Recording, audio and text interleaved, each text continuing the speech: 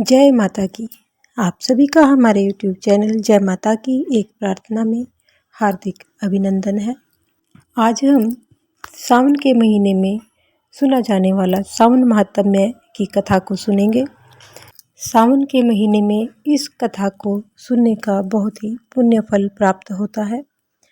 तो कथा को शुरू करने से पहले यदि आप चैनल पर नए आए हैं तो चैनल को सब्सक्राइब कर लीजिए और घंटी जैसे दिखने वाले बटन को भी दबा लीजिए ताकि आने वाली नई वीडियो की नोटिफिकेशन आपको सबसे पहले और आसानी से मिल सके। तो शुरू करते हैं आज की कथा। ओम नमः शिवाय।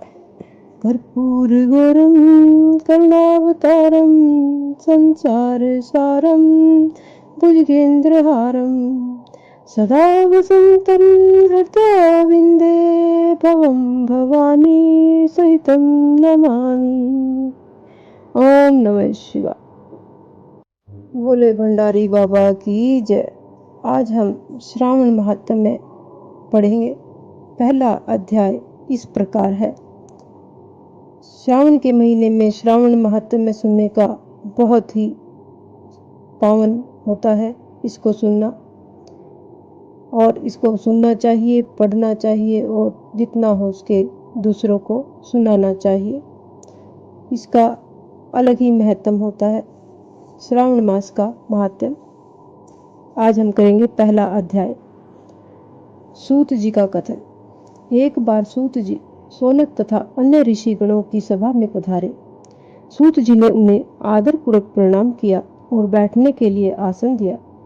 उनके बैठने के बाद मुनि श्रेष्ठ सोनक जी ने सूत जी से पूछा, हे प्रभु, हम सब मुनियों की इच्छा हो रही है कि आप हमें कोई ऐसी कथा सुनाइए जिसे सुनकर हम सब तृप्त हो जाएं। हमने आपके मुख से अनेक आख्यान सुनकर आनंद प्राप्त किया है। आपके मुख से हमने तुला राशि का सूर्य होने पर कार्तिक मास का महात्म्य, मकर राशि का सूर्य होने पर माघ मास का महात्म्य तथा मेष राशि का सूर्य होने पर बैसाख मास का महात्म्य सुना है। इन मासों में से भी उत्तम कोई और मास हो तो हम उसका महात्म्य सुनना चाहते हैं। सोनक जी का आग्रह सुनकर सूत जी बड़े ही प्रेम पूर्ण शब्दों में बोले कि श्रोताओं में निम्नलिखित 12 गुण होने चाहिए। दंभ रहित आस्तिक बुद्धि, शठता रहित, परमात्मा में भक्ति, भगवत चर्चा सुनने की तीव्र इच्छा, नम्रता, ब्राह्मण भक्त, सुशील स्वभाव, धैर्यवान, पवित्र, तपस्वी तथा दोषारोपण रहित। ये सब गुण आप सज्जनों में विद्यमान है। इसलिए मैं प्रसन्नता पूर्वक आपको तत्व की बात सुनाता हूँ। एक बार ब्रह्मा जी पुत्र सनत कुमार से भगवान शिव से पूछा, हे महादेव, हमारे हृदय में ऐसे मास के महात्म्य को सुनने की इच्छा हो रही है जो सब मासों में श्रेष्ठ हो। उस मास में कर्मों के करने के अनंत फल की प्राप्ति हो।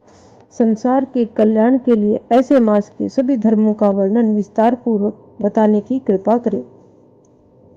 भगवान शिव ने सनत कुमार की इच्छा सुनकर जानकर कहा, वर्ष के 12 महीनों में श्रावण मास मुझे सबसे अधिक प्रिय है। भगवान शिव को श्रावण का महीना कुछ खास अलग से ही प्रिय होता है। तो पूर्णिमा को श्रावण नक्षत्र का योग हो जाने से इस मास का नाम श्रावण पड़ा, यानी सावन पड़ा। श्रावण मास में सिद्धि प्राप्त होने के कारण इस मास का नाम श्रावण पड़ा। आकाश के समान स्वच्छ हो जाने से नभा कहा जाता है, क्योंकि श्रावण के महीने में बारिश होती है और आकाश बिल्कुल साफ रहता है, तो इसलिए इसका नाम नभा पड़ा। श्रावण मास के फलों को कहने के लिए ब्रह्मा जी हुए। इसका महात्म्य को देखने के लिए इंद्र हुए और भगवान अनंत ने इसके फल को कहने के लिए 2 सहस्त्र जीवा धारण की थी। इसलिए श्रावण मास के धर्मों की गणना करने के लिए पृथ्वी पर किसी में भी सामर्थ्य नहीं है। इस मास की कला को भी अन्य मास प्राप्त नहीं कर सकते। इस मास का कोई भी दिन व्रत शून्य नहीं है। इस मास की सब तिथियां व्रत वाली है, यानी श्रावण मास का प्रत्येक दिन किसी न किसी व्रत से कम नहीं होता है। जिस दिन भी किया जाए वही व्रत माना जाता है। सच्चे मन और श्रद्धा भाव से जो जिस दिन भी व्रत कर लिया जाए वही संपूर्ण माना जाता है। तो सनत कुमार जी बोले, हे महादेव, आपने अभी बताया कि इस मास की प्रत्येक तिथि व्रत वाली है, अतः आप मुझे बताइए कि किस तिथि में कौन सा व्रत रखा जाता है, उस व्रत का अधिकारी कौन है, उसका फल क्या मिलता है तथा उस व्रत को करने की विधि क्या है, किसने इस व्रत को किया, उसकी उद्यापन विधि क्या है, उसका देवता कौन है, पूज्य कौन है, पूजन सामग्री क्या है, प्रधान पूजन किसका करना है, जागरण विधि क्या है, किस व्रत का क्या समय है और क्या विधि है। हे प्रभु, आप मुझे ये सब बातें कृपा कर विस्तार पूर्वक बताने की कृपा करें।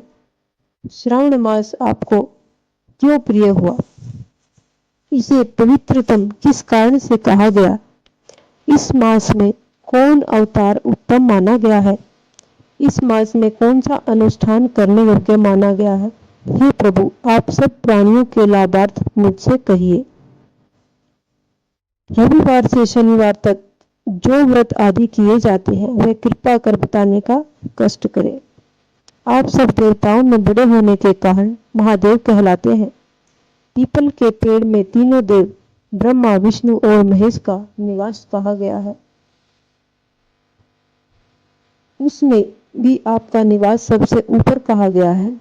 आप कल्याण रूप होने के कारण, शिव पाप नाशक होने के कारण हर कहलाते हैं।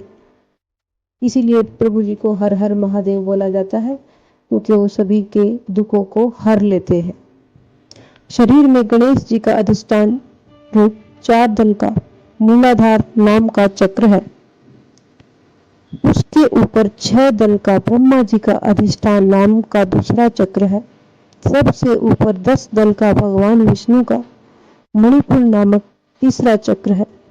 चौथा चक्र हृदय में 12 दल का अनाहत नाम का है। इस चौथे चक्र में आपकी स्थिति कही गई है। आपका निवास सबसे ऊपर होने के कारण आपको मुख्यतः कहा गया है, इसलिए आपका पूजन करने से पंचायतन का पूजन हो जाता है। अन्न को ब्रह्म में कहा गया है। भगवान विष्णु जल रूप कहे गए हैं। जब आप उस अन्न और जल को ग्रहण करते हैं तो आपकी प्रवीणता में किसी को लेश मात्र भी संदेह नहीं रह जाता। आपका शमशान और पर्वत पर निवास सब प्राणियों को मृत्यु का संदेश देता है। आपके यश का वर्णन करना वाणी से परे की बात है। इस प्रकार ये हमारा प्रथम अध्याय संपूर्ण हुआ, जिसमें हमने जाना कि सनत कुमार जी ने ब्रह्मा जी से क्या क्या भगवान शिव के बारे में पूछा और श्रावण मास के तिथियों के बारे में पूछा कि किस किस दिन की क्या क्या तिथि होती है। इस प्रकार से अब हमारा प्रथम अध्याय संपूर्ण होता है। दूसरा अध्याय श्रावण महात्म्य का दूसरा अध्याय। श्रावण मास का धर्म पालन। भगवान शंकर सनत कुमार जी से बोले, हे ब्रह्मपुत्र, आप नम्र हैं, आप दयालु हैं, समस्त 12 गुणों से युक्त श्रोता हैं। आपने श्रावण मास के बारे में जो कुछ पूछा है तथा जो पूछने से रह गया है वह सब मैं तुम्हें विस्तार पूर्वक बताता हूँ। आपके पिता ब्रह्मा बहुत उद्दंड थे। इसलिए उन्होंने अपना 5वां सिर गंवाना पड़ा। वे मत्सरता को छोड़ मेरी शरण में आए। मैं जो कुछ बताने जा रहा हूँ उसे एकाग्रचित्त होकर सुनो। श्रावण मास में नियमों का पालन कर व्रत रखकर सायंकाल को 4 बजे भोजन करना चाहिए। 1 मास तक रुद्राभिषेक करना चाहिए। रुद्राभिषेक यानी भगवान भोले बाबा पर जल चढ़ाना चाहिए। श्रावण मास का 1 महीना ही ऐसा होता है जिसमें हर रोज प्रतिदिन भोले बाबा पर हम अभिषेक कर सकते हैं। 1 मास तक रुद्राभिषेक करना चाहिए। अपनी प्रिय किसी एक वस्तु का त्याग करें। जो भी आपको प्रिय हो वस्तु उसका त्याग कर दे। पुष्प, फल, धान्य, तुलसी की मंजरी युक्त पत्ती और बेल पत्रों से मेरी लक्ष्य पूजा करें। कोटिलिंग पूजन करें। ब्राह्मणों को प्रेम पूर्वक भोजन करवाएं। नियमों का पालन करें। मुझे पंचामृत से अभिषेक अधिक प्रिय है, अतः उसे भी करें। यानी पंचामृत जल के अंदर गंगा जल, फूल, तुलसी, शहद, दही, घी, इस प्रकार से 5 चीज़ें मिला करके पंचामृत बनाएं और उससे भोले बाबा का अभिषेक करें। अतः उसे भी करें, पंचामृत से अभिषेक करें तो प्रभु जी ज़्यादा प्रसन्न होते हैं, जल्दी प्रसन्न होते हैं। इस माह में किए जाने वाला कृत्य अनंत फल देने वाला है। इस मास में भूमि पर शयन करना चाहिए, ब्रह्मचर्य का पालन करना चाहिए, सत्य बोलना चाहिए, पत्तल में भोजन करें, प्रातः काल स्नान ध्यान करें, इंद्रियों को अपने वश में रखें, एकाग्र मन से प्रतिदिन मेरी पूजा करें। इस महीने में मंत्रों का पूर्व श्रवण भी उत्तम सिद्धि देने वाला है। गायत्री मंत्र और ओम नमः शिवाय का जाप करें। श्री सूक्त का जाप और भी अधिक फलदायक है। ग्रह यज्ञ, कोटि होम, लक्ष्य होम तथा अयुत होम करने पर सद्फल मिलता है और मनोवांछित फल की प्राप्ति होती है। जो प्राणी इस महीने में एक दिन भी व्रत को छोड़ देता है वह महाप्रलय तक घोर नरक में जाता है। मुझे श्रावण मास से अधिक और कोई भी मास प्रिय नहीं है। यह मास फलदायक है तथा निष्काम भाव से किए गए कर्म के फल स्वरूप मोक्ष प्रदान करने वाला है। हे सनत कुमार, इस मास में करने योग्य जो धर्म कहे गए हैं उन्हें ध्यान पूर्वक सुनो। रविवार को सूर्य का व्रत करना चाहिए। सोमवार का दिन मेरी पूजा का दिन है, यानी भोले बाबा की पूजा का दिन है। श्रावण मास के प्रथम सोमवार से प्रारंभ करके 3.5 मास तक अर्थात कार्तिक मास की अमावस्या तक होने वाला संपूर्ण कामना का अर्थ सिद्धि प्रदाता रोटक नामक व्रत कहलाता है। मंगलवार के दिन मंगला गौरी का व्रत रखा जाता है। बुधवार को बुध का व्रत रखा जाता है। बृहस्पतिवार को गुरुदेव का व्रत रखा जाता है। शुक्रवार को जीवंतिका देवी का व्रत रखा जाता है। शनिवार को हनुमान जी तथा नरसिंह का व्रत रखा जाता है। अब मैं तुम्हें तिथियों के अनुसार होने वाले व्रतों को बताता हूँ। श्रावण मास के शुक्ल पक्ष की द्वितीया तिथि को औदुंबर नाम का व्रत होता है। शुक्ल पक्ष की तृतीया को गौरी का व्रत होता है। श्रावण शुक्ल चतुर्थी को दुर्वा गणपति नामक व्रत होता है। इसे विनायक चतुर्थी व्रत या गणेश चौथ का व्रत भी कहते हैं। श्रावण शुक्ल पंचमी को नाग पूजन का व्रत रखें। श्रावण शुक्ल षष्ठी के दिन यानी छठी के दिन सुपोदन व्रत रखा जाता है। श्रावण शुक्ल सप्तमी को 7वीं के दिन शीतला देवी का माता शीतला का व्रत रखा जाता है। अष्टमी और चतुर्दशी तिथि में देवी का पवित्रारोपण करना चाहिए। श्रावण मास की कृष्ण तथा शुक्ल पक्ष की नवमी को नक्त व्रत करने का विधान है। शुक्ल पक्ष दशमी को आशा नामक व्रत किया जाता है। कोई कोई मनुष्य श्रावण मास की दोनों पक्षों शुक्ल और कृष्ण की एकादशी का आशा व्रत रखते हैं। श्रावण शुक्ल पक्ष की द्वादशी को भगवान विष्णु का पवित्रारोपण करना चाहिए। इसलिए इस तिथि को भगवान हरि का श्रीधर नाम से अर्चन उत्तम गति प्रदान कराता है। श्रावण शुक्ल पक्ष पूर्णिमा को उत्सर्जन, उपाकर्म, सभादीप, रक्षाबंधन, श्रावणी क्रम, सर्पबलि तथा हयग्रीव जयंती मनाई जाती है। हयग्रीव नामक भगवान विष्णु का अवतार माना गया है। उपरोक्त 7 व्रत श्रावण शुक्ल पूर्णिमा को मनाए जाते हैं, यानी सावन की जो शुक्ल पक्ष की पूर्णिमा है उस दिन को ये 7 के 7 व्रत मनाए जाते हैं।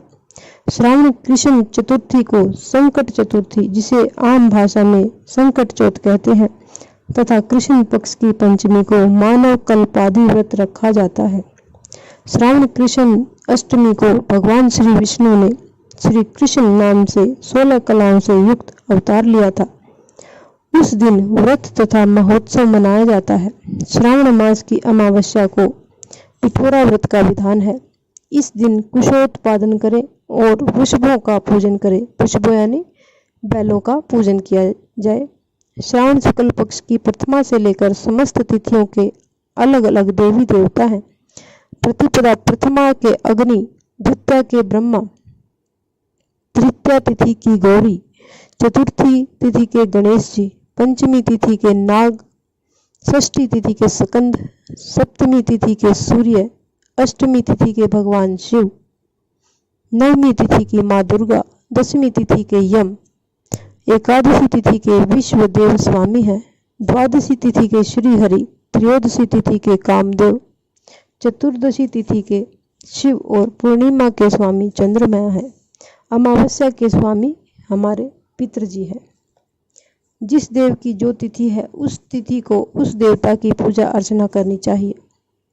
इस श्रावण मास में प्राय अगस्त नक्षत्र का उदय होता है।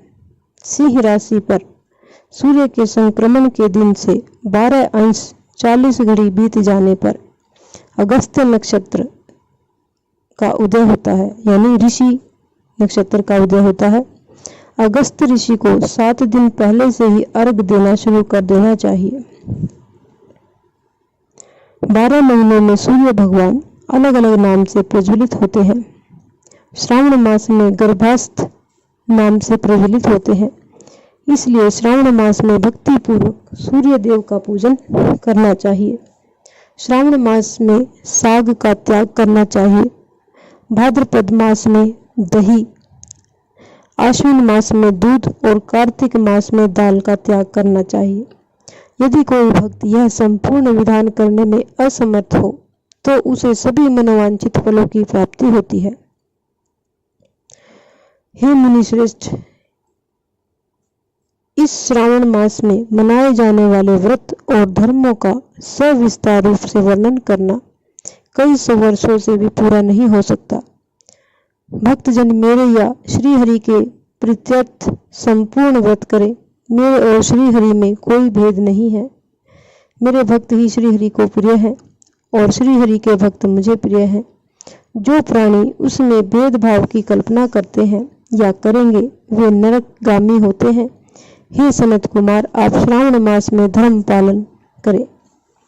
इस प्रकार भक्तों, ये हमारा श्रावण महात्म्य का दूसरा अध्याय संपूर्ण होता है। तीसरा अध्याय करेंगे। तीसरे अध्याय में सनत कुमार भगवान शंकर जी से बोले, आपने व्रत समुदाय का उद्देश्य बताया, परंतु मेरी जिज्ञासा शांत नहीं हुई। आप विस्तार पूर्वक इन व्रतों को बताने की कृपा करें। आप खोलकर मुझे समझाएं, जिसे सुनकर मैं कृतकृत हो जाऊं। सनत कुमार जी की प्रार्थना पर भगवान महादेव जी बोले, हे भगत, श्रावण मास को नक्त व्रत कर व्यतीत करता है, वह संपूर्ण वर्ष इस नक्त व्रत का फल भोगता रहता है। जिस दिन की समाप्ति से 3 घड़ी पहले रात्रि भोजन को नक्त व्रत कहा जाता है। नक्त व्रत भोजन में सूर्यास्त से 3 घंटे पहले के समय को छोड़कर शेष समय लिया जाता है। सूर्यास्त से पहले के 3 घंटों को संध्या काल कहा जाता है। संध्या काल में आहार, मैथुन, निद्रा तथा स्वाध्याय करना वर्जित होता है।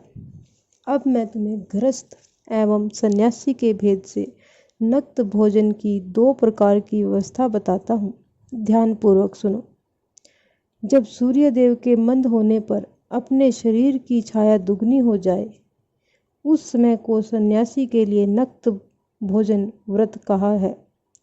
शास्त्रों में गृहस्थ के लिए नक्षत्र के उदय होने पर रात्रि भोजन करने को नक्त भोजन व्रत कहा गया है।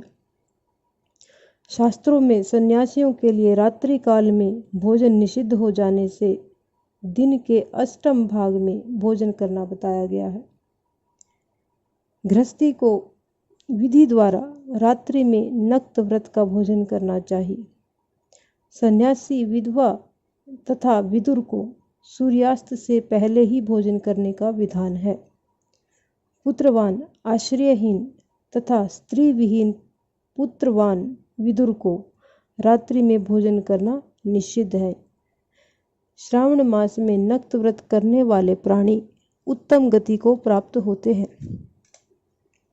श्रावण मास के प्रारंभ होने पर प्रतिपदा तिथि में प्रातःकाल मनुष्य यह प्रतिज्ञा करे कि मैं पूरे श्रावण मास में ब्रह्मचर्य का पालन करूंगा तथा प्रतिदिन प्रातः स्नान करूंगा, नक्त व्रत, रात्रि शयन तथा अन्य प्राणियों पर दया भाव रखूंगा, वह यह भी संकल्प करे कि यदि मैं इस व्रत के प्रारंभ होने के बाद और इस व्रत के समाप्ति से पूर्व मर जाऊं तो हे भगवान, इस स्थिति में आपके प्रसाद से मेरा व्रत परिपूर्ण हो जाए। नक्त व्रत करता हुआ प्राणी मुझे अति प्रिय हो जाता है, ऐसा महादेव जी कहते हैं। ब्राह्मण द्वारा या स्वयं रुद्र का 1 मास तक जो अभिषेक करता है उस पर मेरी सदैव कृपा बनी रहती है, क्योंकि मुझे जलधारा अति प्रिय है। श्रावण मास में जो प्राणी अधिक स्वादिष्ट भोजन या उपयोगी वस्तु ब्राह्मण को देता है वह मुझे बहुत प्रिय है। हे सनत कुमार, अब मुझसे उत्तम लक्ष्य पूजा विधि को ध्यान पूर्वक सुनो। लक्ष्मी की इच्छा प्राप्ति वाला मनुष्य, बिल्व पत्रों से शांति की कामना करने वाला मनुष्य, दुर्वाओं से तथा दुर्वा यानी दूब जो होती है उससे तथा आयु की इच्छा करने वाला मनुष्य चंपा के फूलों से भगवान श्री हरि की पूजा अर्चना करे। विद्या की इच्छा रखने वाला व्यक्ति मल्लिका तथा चमेली के फूलों से पूजा अर्चना करे। तुलसी दल से भगवान श्री हरि और मैं स्वयं प्रसन्न होते हैं। पुत्र की कामना रखने वाला व्यक्ति कटेरी के फूलों से पूजा अर्चना करे। जिसे बुरे बुरे स्वप्न दिखाई देते हों वह उसके नाश के लिए उत्तम धान्य से पूजा करे। देव के सम्मुख रंगवल्ली, पद्म, स्वास्तिक और चक्र आदि बनाकर भगवान विभु की पूजा अर्चना करें। संपूर्ण कामनाओं की पूर्ति के लिए सब पुष्पों से मनुष्यों को पूजा अर्चना करनी चाहिए। लक्ष्मी पूजा करने से मैं भगवान शिव यानी सदा प्रसन्न रहता हूँ। अंत में उद्यापन करना चाहिए। उद्यापन के लिए मंडप बनवाकर उसके तीसरे भाग में वेदी बनवानी चाहिए। पुण्य वाचन कर आचार्य का वर्ण करना चाहिए। मंडप में बैठकर रात्रि जागरण कर वेद पाठ कराना चाहिए। वेदी पर उत्तम चतुर्लिंग भद्र बनाकर उसके मध्य भाग में चावलों से सुंदर कैलाश का निर्माण करना चाहिए। उस वेदी में यथास्थान तांबे का कलश स्थापित करना चाहिए। उसमें पंच पल्लव तथा सूक्ष्म वस्त्र रखने चाहिए। उसमें भगवान शंकर की स्वर्ण की मूर्ति को पंचामृत से स्नान कराकर स्थापित कर अर्चना करें। नैवेद्य युक्त धूप, दीप, गीत, वाद्य, नृत्य तथा वेद शास्त्र पुराण द्वारा रात में जागरण करना चाहिए तथा प्रातः काल होने पर स्नान करना चाहिए। पवित्र शास्त्रोक्त विधान से वेदी बनानी चाहिए। तिल, घी, पायस, मूल मंत्र, गायत्री, शिव सहस्त्र नाम से हवन करना चाहिए। जिस मंत्र से पूजन किया है उसी मंत्र से हवन करना चाहिए। खांड, घी, चावल से हवन करना चाहिए। हवन समाप्ति पर पूर्णाहुति देनी चाहिए। प्रातः वस्त्र, अलंकार, आभूषण से आचार्य का अर्चन करना चाहिए। ब्राह्मणों का पूजन कर उन्हें दक्षिणा देनी चाहिए। जिन मंत्रों से भगवान शिव की लक्ष्य पूजा की है उन चीज़ों को दान करना होता है। स्वर्ण निर्मित भगवान शंकर की मूर्ति का अर्चन करें। यदि 1 महीने तक दीप जलाया हो तो उसको दान में देना चाहिए। संपूर्ण इच्छाओं की सिद्धि हेतु स्वर्ण की बत्ती, चांदी का निर्मित दीप बनवाकर उसमें गौ का घी भरकर दान देना चाहिए। ब्राह्मणों को भोजन कराकर दक्षिणा दे। इस प्रकार जो मेरी अर्चना करता है मैं उस पर सदैव प्रसन्न रहता हूँ। जो मनुष्य श्रावण मास में अपनी प्यारी वस्तु का त्याग करता है और वह मुझे अर्पण की जाती है तो हे मुने उस फल को सुनो। इस लोक में तथा परलोक में वह वस्तु लाख गुना होकर मिलती है। निष्काम भाग से त्यागने पर उत्तम गति की प्राप्ति होती है। जो भक्त मेरा रुद्री पाठ करता है वह प्रति अक्षर करोड़ वर्ष तक रुद्रलोक में निवास करता है। पंचामृत के अभिषेक से मोक्ष की प्राप्ति होती है। श्रावण मास में धरती पर सोने वाले मनुष्य को हाथी दांत से बनी हुई या चंदन निर्मित नवरत्न की जड़ी हुई मृदु गरुड़ के चिन्ह वाली रुई से भरी कपड़े की रजाई और तकियों से संपन्न शैया प्राप्त होती है। वह शैया उसे सुंदर स्त्री अन्य रत्नों से विभूषित मिलती है। ऐसा माना जाता है कि जो व्यक्ति श्रावण मास में नीचे जमीन पर सोते हैं उनको अगले लोक में जाके ये सब चीजें मिलती हैं। श्रावण मास में जो आदमी ब्रह्मचर्य का पालन करता है उसका वीर्य अत्यधिक पुष्ट हो जाता है। तेजस्विता, बल, शरीर, दृढ़ता और धर्म कार्य में समस्त उपकारी चीजें उसे मिल जाती हैं। जो आदमी इस मास में मौन व्रत धारण करता है वह श्रेष्ठ वक्ता हो जाता है। मौन व्रत दिन या रात या भोजन के समय रखा जा सकता है। मौन व्रत में यदि मनुष्य घंटा तथा पुस्तकें दान करता है तो उसको सब शास्त्रों की जानकारी स्वयं ही प्राप्त हो जाती है। जय भोले बाबा की। वह मौन व्रत के प्रभाव से बृहस्पति के समान बुद्धि वाला बन जाता है। मौन व्रत करने वाले मनुष्य की किसी से कलह नहीं होती। जय मेरे भोले बाबा की जय। इस प्रकार ये हमारा आज श्रावण महात्म्य का 3रा अध्याय संपूर्ण हुआ। जय भोले बाबा की। चौथा अध्याय। चौथे अध्याय में धारण, पारण और व्रत के बारे में बताया गया है। तो चलिए शुरू करते हैं आज का चौथा अध्याय। चतुर्थ अध्याय। भगवान शंकर ने ब्रह्मपुत्र से कहा, हे ऋषिवर, अब मैं तुम्हें धारण, पारण, व्रत के बारे में बताऊंगा। पूर्व प्रतिपदा तिथि को पुण्याहवाचन करवाने के बाद मेरा व्रत धारण करना चाहिए। एक दिन धारण और दूसरे दिन पारण करना चाहिए। धारण में उपवास तथा पारण में भोजन विहित है। मास की समाप्ति पर उद्यापन करना चाहिए। श्रावण मास की समाप्ति पर कीर्तन, पुण्यावचन कराकर आचार्य तथा दूसरे ब्राह्मणों को वरण करना चाहिए। शंकर पार्वती की सोने की प्रतिमा को घट के ऊपर स्थापित करना चाहिए। रात्रि में भक्ति पूर्वक शिव महापुराण का श्रवण, कीर्तन आदि करके रात्रि जागरण करना चाहिए। प्रातःकाल हवन करना चाहिए। त्र्यंबकम यजामहे मंत्र से तिल और चावलों की आहुति देनी चाहिए।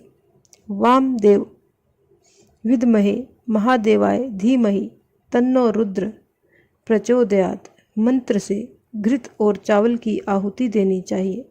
मंत्र एक और बार सुने। वामदेवाय विद्महे महादेवाय धीमहि तन्नो रुद्र प्रचोदयात्। दूसरा, ओम नमः शिवाय मंत्र से खीर की आहुति देनी चाहिए। इसकी पूर्ण आहुति देकर होम समाप्त करना चाहिए। ब्राह्मणों को भोजन कराना चाहिए और आचार्य का पूजन करना चाहिए। इस प्रकार व्रत को पूर्ण करने के ब्रह्म हत्या आदि पापों से मनुष्य को मुक्ति मिल जाती है। इसमें लेश मात्र भी संदेह नहीं है। हे सनत कुमार, अब तुम श्रावण मास में उपवास की विधि सुनो। श्रावण मास की प्रतिपदा तिथि को मनुष्यों एवं स्त्रियों को संयमात्मा एवं जितेंद्रिय होकर, यानी अपनी आत्मा को संयम में रख के और अपनी इंद्रियों को अपने वश में करके व्रत का संकल्प करना चाहिए। अमावस्या के दिन लोगों को वृषभ ध्वज भगवान महादेव का 16 उपचार विधि से पूजन करना चाहिए। ब्राह्मणों को वस्त्र अलंकार देकर उनका पूजन करना चाहिए, यानी जो आपकी सामर्थ्य हो ब्राह्मणों को वस्त्र समेत वो सब देना चाहिए। उन्हें भोजन कराकर दक्षिणा देकर हाथ जोड़कर विदा करना चाहिए। इसी तरह मास उपवास का व्रत मुझे प्रतिदायक है। 1,00,000 संख्या वाली रुद्रवर्ती विधि से करना चाहिए। इस विधि को हे सनत कुमार ध्यान पूर्वक सुनो। यह संपूर्ण सिद्धियों को देने वाली है। साधारण रुई की 11-11 बत्तियां निर्मित करें। यह बत्तियां रुद्र बत्ती नाम से जानी जाती है। श्रावण मास के प्रथम दिन इस विधि से संकल्प करें। श्रावण मास में देवों के देव महादेव हैं। मैं भक्ति पूर्वक गौरीश की 1,00,000 बत्तियों से आरती करूंगा, ऐसा हमें संकल्प करना चाहिए। यह संकल्प कर प्रतिदिन 1,000 बत्तियों द्वारा पूजन करना चाहिए। व्रत की समाप्ति पर 71,000 बत्तियों से समाप्ति करके आरती करनी चाहिए, या प्रतिदिन 3,000 बत्तियों से आरती कर अंतिम दिन 13,000 बत्तियों से आरती करनी चाहिए, या एक ही दिन में 1,00,000 बत्तियों से आरती करनी चाहिए। ये आपके ऊपर है कि आपको किस तरह से करना है। एक ही दिन करना है तो 1,00,000 बत्तियों से पूजा करनी चाहिए। यह बत्ती मुझे सबसे अधिक प्रिय है। इनको शुद्ध घी से ही प्रज्वलित करना चाहिए। इसके बाद सदाशिव का पूजन करके कथा सुननी चाहिए। सनत कुमार भगवान रुद्र से बोले, हे महादेव, मुझे अब आप यह बताने का कष्ट करें कि इस व्रत का प्रभाव क्या है, इस व्रत को किसने किया और इस व्रत के उद्यापन की विधि क्या है। ये सब बातें मुझे विस्तार पूर्वक कहिए। भगवान शिव ब्रह्मपुत्र सनत कुमार से बोले, तुमने जो मुझसे पूछा है उसको मैं तुम्हें बतलाता हूँ, ध्यानपूर्वक सुनो। यह व्रत सब व्रतों में श्रेष्ठ और महान पुण्य देने वाला है तथा संपूर्ण उपद्रवों का नाश करने वाला है। यह व्रत पुत्र, पौत्र तथा सौभाग्य को प्रदान करने वाला माना जाता है। सत्य तो यह है कि तीनों लोकों में रुद्रवर्ती जैसा दूसरा कोई भी व्रत नहीं है। इसके संबंध में मैं तुम्हें एक कथा सुनाता हूँ। अब कथा प्रारंभ होती है। क्षिप्रा नदी के किनारे उज्जैनी नाम की एक सुंदर नगरी है। उस नगरी में सुगंधा नाम की एक अत्यंत सुंदर वेश्या रहती थी। उस वेश्या ने कई युवा पुरुषों और ब्राह्मणों के धर्म भ्रष्ट किए, बार बार बहुत से राजाओं और राजकुमारों को बिगाड़ा। इस प्रकार उसने अनेकों व्यक्तियों को बुरी तरह से लूटा और लूटने के बाद धक्के देकर घर से बाहर निकाल दिया। अब वे सम्मानित नागरिक शर्म के मारे किसी को अपना मुंह दिखाने तक नहीं रहे।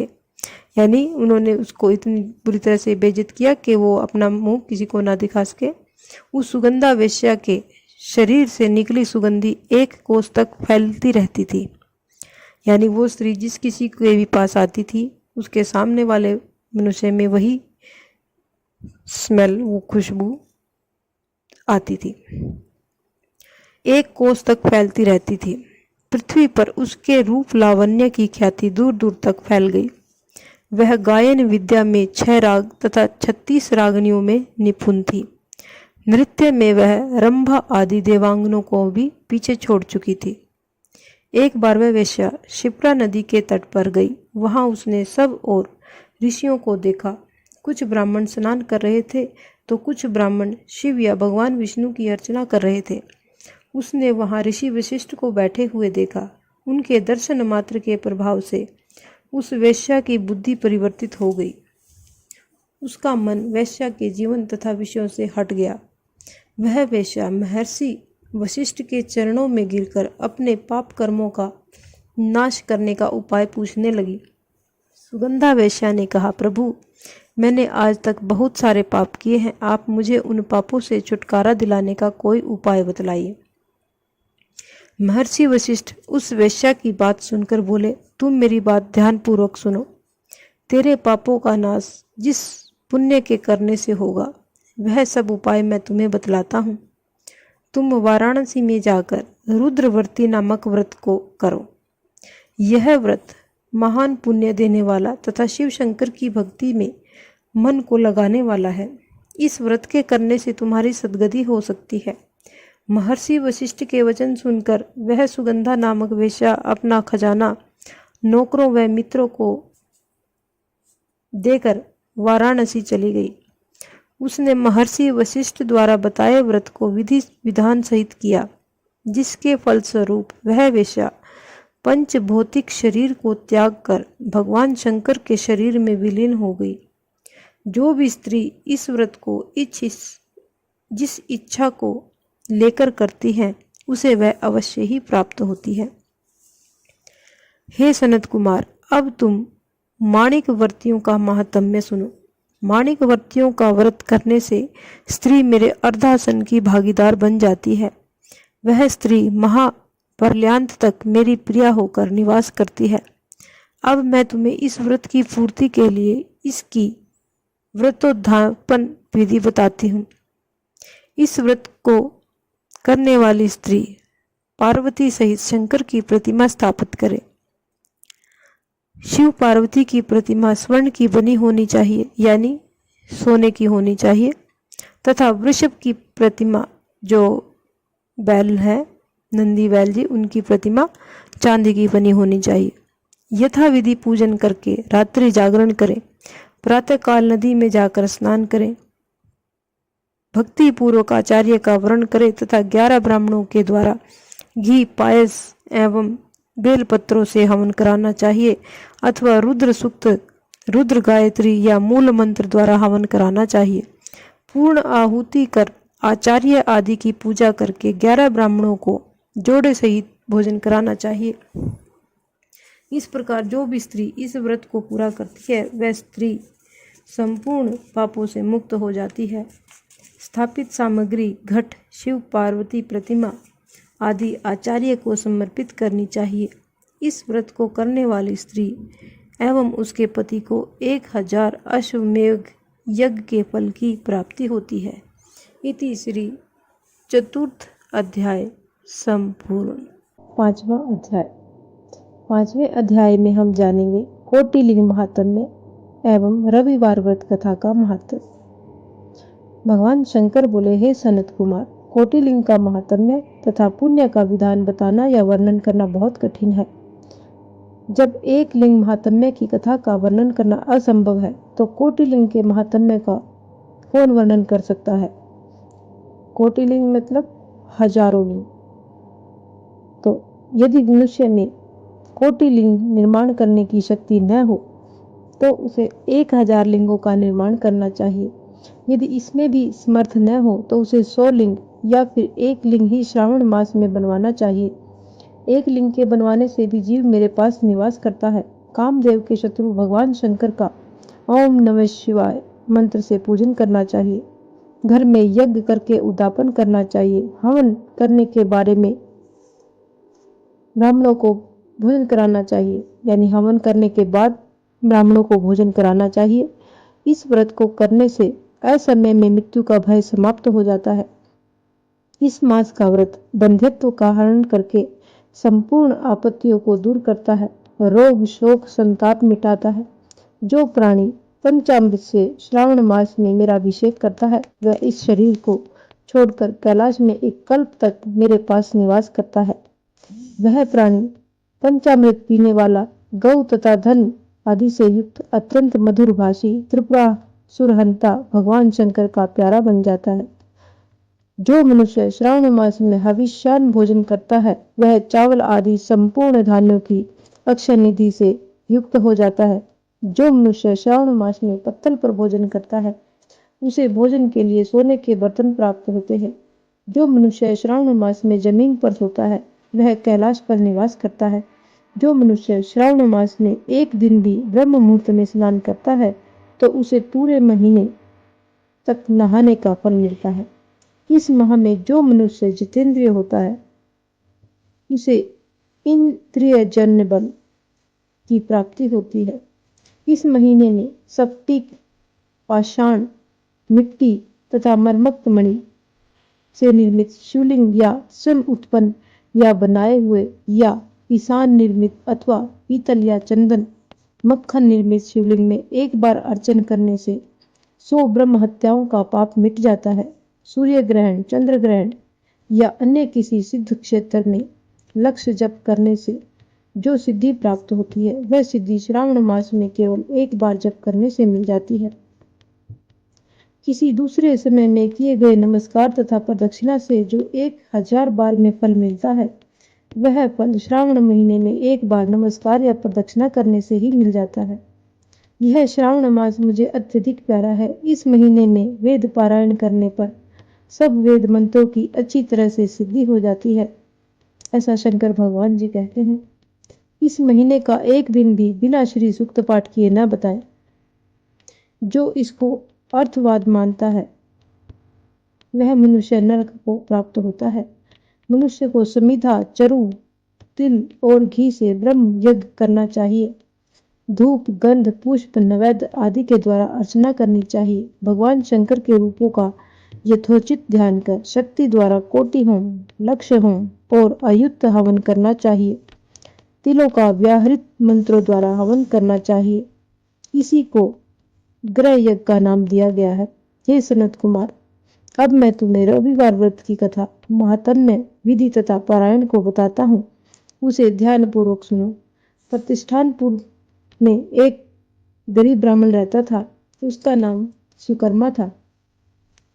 वह भिक्षा मांगकर गुजारा करता था। एक दिन वह गृहस्थ के घर में भिक्षा हेतु गया।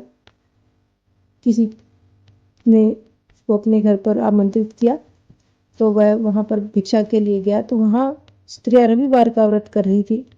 उस ब्राह्मण भिक्षुक को देख उन स्त्रियों ने अर्चना सामग्री को ढक दिया, यानी जो पूजन की सामग्री थी उन स्त्रियों ने उस ब्राह्मण को देखकर उसको कपड़े से ढक दिया। उधर ब्राह्मण के मन में अर्चन विधि जानने की इच्छा जागृत हुई। वह बोला, हे साध्वी महिलाओं, आप सबने इस व्रत की सामग्री को क्यों ढक दिया है? आप दयालु है, कृपा कर मुझे भी इस व्रत को करने की विधि बताएं। मैं अपनी दरिद्रावस्था से बहुत दुखी हूँ। यह उत्तम व्रत श्रवण कर मैं भी इस व्रत को करना चाहता हूँ। इस व्रत के विधान तथा फल को मुझे भी बतलाइए। स्त्रियों ने कहा, हे ब्राह्मण देवता, यदि व्रत में उन्माद या प्रमाद अथवा विस्मरण, भक्तिहीनता या अनास्था रखोगे तो यह व्रत निष्फल हो जाएगा। अतः इस व्रत को हम तुम्हें कैसे बता दें? ब्राह्मण बोला, मैं ऐसा नहीं करूंगा। उसकी ऐसी बात सुनकर उन महिलाओं में से एक प्रौढ़ महिला ने ब्राह्मण को उस व्रत की विधि बतला दी। उसने श्रावण मास के शुक्ल पक्ष से पहले रविवार को मौन धारण कर प्रातः उठे शीतल जल से स्नान कर पान के पत्ते पर 12 परिधि वाला मंडल लिखना चाहिए। उसे लाल चंदन से सूर्य नारायण के तुल्य गोलाकार लिखना चाहिए, यानी गोले में लिखना चाहिए। उस मंडल में संज्ञा नाम वाली स्त्री सहित सूर्य का लाल चंदन से पूजन करना चाहिए। घुटने जोड़कर जमीन पर बैठकर सूर्य के 12 मंडलों पर अलग अलग लाल चंदन से युक्त लावा तथा जपा पुष्प से युक्त अर्घ को श्रद्धा भक्ति से सूर्य नारायण को दो। क्योंकि सूर्य भगवान के 12 नाम है तो इसलिए 12 की जगह इसका पूजन करना चाहिए। अर्घ को रक्ताक्षत, जपा पुष्प और उपचारों द्वारा युक्त करे। नारिकेल बीज और खांड से युक्त सूर्य के मंत्रों को कहकर नैवेद्य दे। सूर्य का 12 मंत्रों द्वारा स्मरण करे, 12 बार नमस्कार करे, 12 बार प्रदक्षिणा करे और 6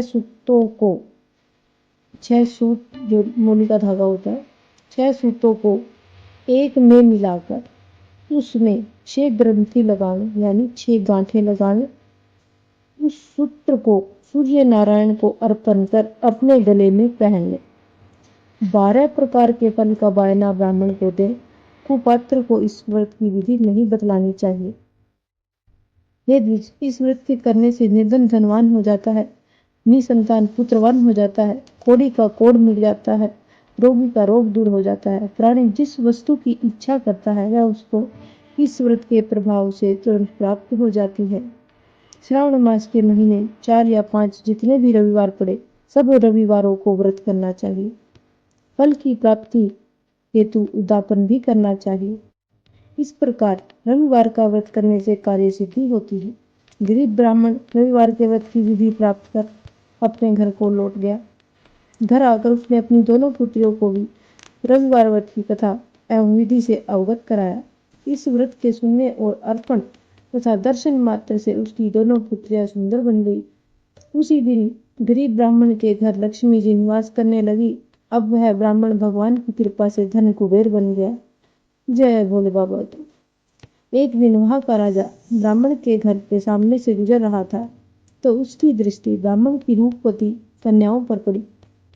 वह उनकी सुंदरता को देखकर ठगा सा रह गया। राजा ने उन कन्याओं से विवाह करने की इच्छा की और वह महल को वापस लौट गए। राजा ने अपने पुरोहित को ब्राह्मण के यहाँ उनकी दोनों पुत्रियों से विवाह करने का संदेश लेकर भेजा। ब्राह्मण ने राजा का प्रस्ताव स्वीकार कर अपनी दोनों पुत्रियों का विवाह राजा के साथ कर दिया। महल में जाकर दोनों कन्याओं ने रविवार का व्रत किया और वे पुत्र पोत्रों से युक्त हो गई।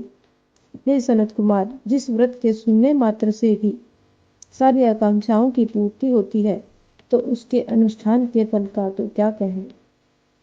बोल शंकर भगवान की जय। इस प्रकार श्रावण महात्म्य का ये 5वां अध्याय संपूर्ण होता है। छठा अध्याय हम करने जा रहे हैं। छठे अध्याय में सोमवार के व्रत की कथा का बखान किया गया है। सोमवार व्रत कथा इस प्रकार है। सनत कुमार ने भगवान शंकर से कहा, हे महादेव, मैंने सब सुखों को देने वाले महात्म्य को सुना। अब मेरी इच्छा श्रावण महीने के सोमवार व्रत की कथा सुनने की हो रही है। कृपया मेरी जिज्ञासा को शांत कीजिए। श्रावण भगवान शंकर ने ब्रह्मपुत्र सनत कुमार से कहा, हे सनत कुमार, रवि मेरी आंख है, उसका महात्म्य भी श्रेष्ठ है। क्या मैं पार्वती सहित सोम महात्म्य का वर्णन कर पाऊंगा? मुझसे सोम महात्म्य का जो वर्णन हो सकेगा उसे मैं तुम्हें बताने का प्रयत्न करता हूँ। चंद्रमा का दूसरा नाम सोम है। सोम ब्राह्मणों के राजा हैं। यज्ञ साधन सोमलता का नाम है। अब तुम ध्यानपूर्वक इन नामों के कारण को सुनो। सोमवार मेरा स्वरूप है। 12 महीनों में सोमवार का व्रत करना उत्तम है। यदि वर्ष के सब सोमवार के व्रत करने में कोई असमर्थ है तो श्रावण मास के सोमवारों का व्रत करना चाहिए। श्रावण मास के सब सोमवारों का व्रत करने से वर्ष भर के सोमवारों के व्रतों का फल मिल जाता है।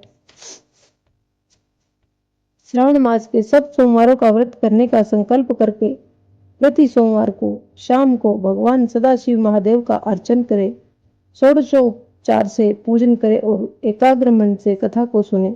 मैं तुम्हें सोमवार व्रत की विधि बताता हूँ, ध्यान लगाकर सुनो। श्रावण मास के पहले सोमवार के दिन भली भांति स्नान कर श्वेत वस्त्र धारण कर काम, क्रोध, अहंकार, द्वेष, चुगली आदि को त्याग देना चाहिए।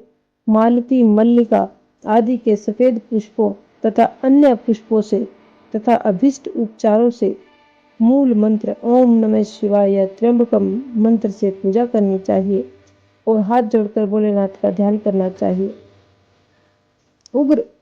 उग्रनाथ भव शशि मौली का ध्यान करना चाहिए। देवेश का मनोहर उपचारों से अर्चन करें। इस व्रत के पुण्य फलों को तुम्हें मैं बताता हूँ। सोमवार के दिन जो भक्त पार्वती सहित मेरी पूजा अर्चना करते हैं वे पुनरावृत्ति से रहित दुर्लभ लोक प्राप्त कर लेते हैं। इस महीने के नक्त व्रत के पुण्य को संक्षेप मात्र से कहता हूँ। देव तथा दानवों में 7 जन्म के अभेद्य पाप नक्त भोजन से नष्ट हो जाते हैं। इस उत्तम व्रत को उपवास रखकर करना चाहिए। इस व्रत के करने से पुत्र एवं धन दोनों की प्राप्ति होती है। वह व्यक्ति इस लोक के सभी भोगों को भोग कर उत्तम विमान द्वारा शिवलोक को जाता है और वहां सबका पूजनीय बन जाता है। इस संसार को असार जानकर, तन मन धन का चलायमान जानकर व्रतोद्यापन करना चाहिए। धन का लोभ और मन के मोह को त्याग कर अपनी शक्ति के अनुसार भगवान शिव पार्वती की वृषभ पर स्थित स्वर्ण की प्रतिमा बनानी चाहिए। सुंदर लिंग तो भद्र मंडल बनाकर उस पर घट स्थापना करें। 2 सफेद वस्त्र से ढके घड़े के ऊपर तांबे या कांसे का पात्र रखकर उसके ऊपर स्वर्ण निर्मित शिव पार्वती की प्रतिमा को रखें। श्रुति, स्मृति तथा पौराणिक मंत्रों द्वारा शिवजी की पूजा करें। पुष्पों का मंडल बनाकर उसके ऊपर एक रमणीक चंदोवा बांधे। रात्रि में जागरण करें। अपने गृह सूत्र विधान द्वारा बुद्धिमान को अग्नि की स्थापना करनी चाहिए। सर्वभव नाशन आदि एकादशम नामों से हवन करना चाहिए। पलाश की लकड़ियों से 108 आहुतियां देनी चाहिए। घी, तिल तथा बेलपत्र आदि द्वारा ओम नमः शिवाय मंत्र से हवन करना चाहिए। इसके बाद आचार्य का पूजन अर्चन कर दक्षिणा में गौ देनी चाहिए। 11 ब्राह्मणों को भोजन कराकर उनको कांसे के घोड़े देने चाहिए। देवता पर चढ़ी सामग्री आचार्य को दे और प्रार्थना करे कि मेरा व्रत पूर्ण हो। इस व्रत के प्रभाव से भगवान शिव प्रसन्न होते हैं। आदर पूर्वक हाथ जोड़कर पहले ब्राह्मणों को फिर आचार्य को विदा करें। इसके बाद बंधु बांधवों सहित भोजन करें। जो विधि विधान से इस व्रत को करता है उसकी सब मनोकामनाएं, सारी इच्छाएं भगवान भोले शंकर जी पूरी करते हैं। अंत में वह उत्तम विमान में बैठकर शिवलोक को जाता है, जहां उसे आदर सम्मान प्राप्त होता है। सबसे पहले सोमवार व्रत को भगवान वासुदेव ने किया था। सोमवार व्रत के महात्म्य को जो प्राणी सुनेगा वह भी इस व्रत के फल का भागी होगा। जय भोले बाबा की जय। श्रावण महात्म्य का 7वां अध्याय। 7वां अध्याय में हम मंगलवार की व्रत कथा सुनेंगे। इसमें मंगलवार व्रत कथा का व्याख्यान किया गया है। भगवान शंकर ने सनत कुमार से कहा, अब मैं तुम्हें मंगलवार व्रत कथा का महात्म्य सुनाता हूँ, ध्यानपूर्वक सुनो। इस व्रत को मंगल गौरी व्रत भी कहते हैं। इसके करने से वैधव्य के भोग का नाश होता है। विवाह के पश्चात 5 वर्ष तक इस व्रत को करना चाहिए। विवाह के पश्चात पहले श्रावण शुक्ल पक्ष के पहले मंगलवार को इस व्रत को आरंभ करना चाहिए। पुष्प मंडल का निर्माण कर उसे केले के स्तंभों से सुशोभित करना चाहिए। उसे अनेक प्रकार के फलों तथा रेशमी कपड़ों से विभूषित करे। मंडप में देवी की सोने की प्रतिमा अथवा किसी अन्य धातु की प्रतिमा बनवाकर स्थापित करनी चाहिए। उस प्रतिमा में मंगला गौरी का षोडशोपचार से 16 दुर्वा दलों से, 16 चिड़चिड़ा दलों से, 16 चावल और 16 चने की दाल के दानों से अर्चना करनी चाहिए। 16 बत्तियों वाले दीपक या 16 दीपक जलाकर भक्ति पूर्वक दही तथा चावलों का नैवेद्य अर्पण करना चाहिए। देवी के निकट सिल लोढ़ा रखना चाहिए। इस तरह विवाहोपरांत 5 वर्ष तक व्रत करना चाहिए। 5 वर्ष पश्चात उद्यापन करके माता को बायना देना चाहिए। अब मैं तुम्हें बायने के बारे में बताता हूँ। मंगला गौरी की एक पल सोने की प्रतिमा या अपनी सामर्थ्य के अनुसार सोने की प्रतिमा बनवाएं। अपनी सामर्थ्य के अनुसार सोने अथवा चांदी की से निर्मित घड़े को चावलों से भरें। उसके ऊपर पहनने के वस्त्र, साड़ी, ब्लाउज आदि रखें। उसके ऊपर मंगला गौरी की प्रतिमा रखें। देवी के सिल और लोढ़ा रखें। सिल बट्टा जो होता है उसको लोढ़ा कहते हैं। सिल बट्टा सोने या चांदी का होना चाहिए। इस प्रकार माता के लिए बायना देना चाहिए। इसके बाद 16 सुहागन ब्राह्मणियों को भोजन कराना चाहिए। इस प्रकार व्रत करने मात्र से 7 जन्म तक सौभाग्य अटल रहता है। ब्रह्मपुत्र सनत कुमार ने भगवान शंकर से पूछा, इस व्रत को पहले किसने किया और उसका क्या फल मिलता है? भगवान शंकर ने बताया, पूर्व काल में कुरु देश के शूरकीर्ति नामक राजा रहता था। वह शास्त्रों का ज्ञाता था, उसका कोई शत्रु नहीं था। वह 64 कलाओं का ज्ञाता, धनुर्विद्या में निपुण था। उसे सब प्रकार का सुख था, परंतु उसके कोई संतान नहीं थी। इसी कारण वह दुखी रहता था। उसने संतान के लिए देवी की आराधना की। एक दिन देवी ने उसकी आराधना से प्रसन्न होकर उसे साक्षात दर्शन दिए और उसे वर मांगने के लिए कहा।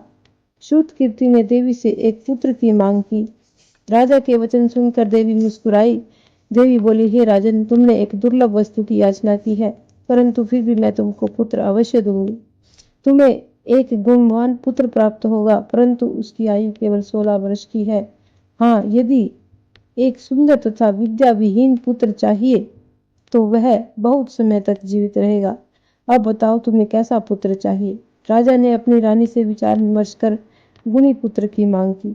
देवी ने कहा, हे राजन, मेरे मंदिर के मुख्य द्वार पर आम का जो पेड़ है उसका एक आम तोड़कर लाओ और उसे अपनी रानी को खिला दो, तुम्हारी इच्छा पूर्ण होगी। राजा ने देवी की आज्ञा अनुसार रानी को आम्र फल ले जाकर खिला दिया। 10वें महीने में रानी को एक सुंदर पुत्र पैदा हुआ। हर्ष शोक से संपन्न राजा ने राजकुमार का जातकर्म आदि संस्कार कर दिया। राजा ने राजकुमार का नाम चिरायु रखा। राजकुमार चांद की तरह बढ़ने लगा। अब वह 15 साल का गुणी संपन्न और सुंदर बालक हो गया। राजकुमार का 16वां साल शुरू हुआ तो रानी को चिंता होने लगी।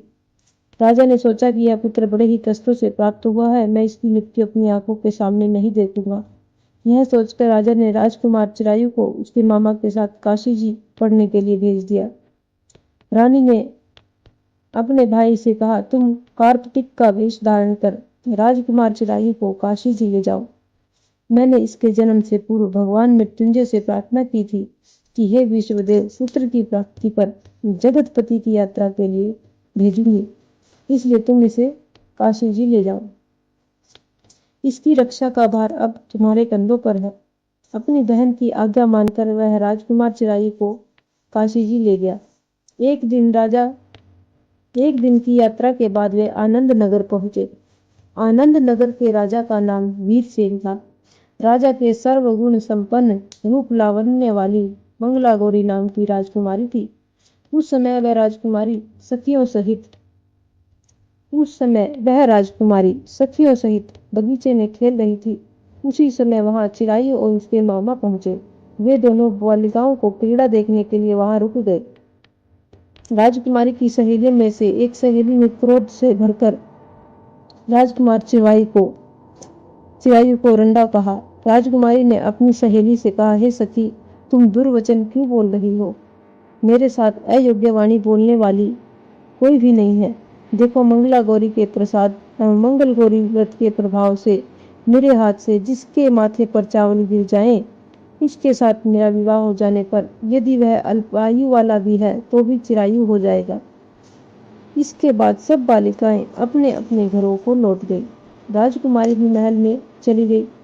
उस दिन राजकुमारी मंगला गौरी का विवाह बाल्हिक देश के राजा दृढ़धर्मा के पुत्र सुकेतु के साथ होने वाला था, परंतु सुकेतु मूर्ख, कुरूप और बहरा था। इस बात का पता राजा वीरसेन को नहीं था। अतः वर पक्ष वालों ने मंडप में एक अन्य अच्छा वर ले जाने का निश्चय किया और विवाहोपरांत प्रस्तुत वर को भगा दिया जाएगा। इस पर सुकेतु राजकुमारी को अपने देश ले जाएगा।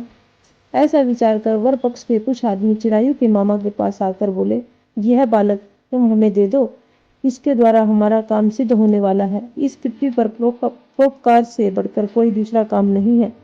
उन आदमियों की बात सुनकर राजकुमार चिरायु का मामा राजी हो गया, क्योंकि वह बगीचे में मंगला गौरी की बात सुन चुका था। वह उन आदमियों से बोला कि आप लोग इस लड़के को क्यों चाहते हो? विवाह के लिए वस्त्र गहने तो मांगे जा सकते हैं, लेकिन वर को थोड़े ही मांगा जाता है। फिर भी आपकी बात रखते हुए लड़का आपके साथ भेज रहा हूँ। वर पक्ष के लोग राजकुमार चिरायु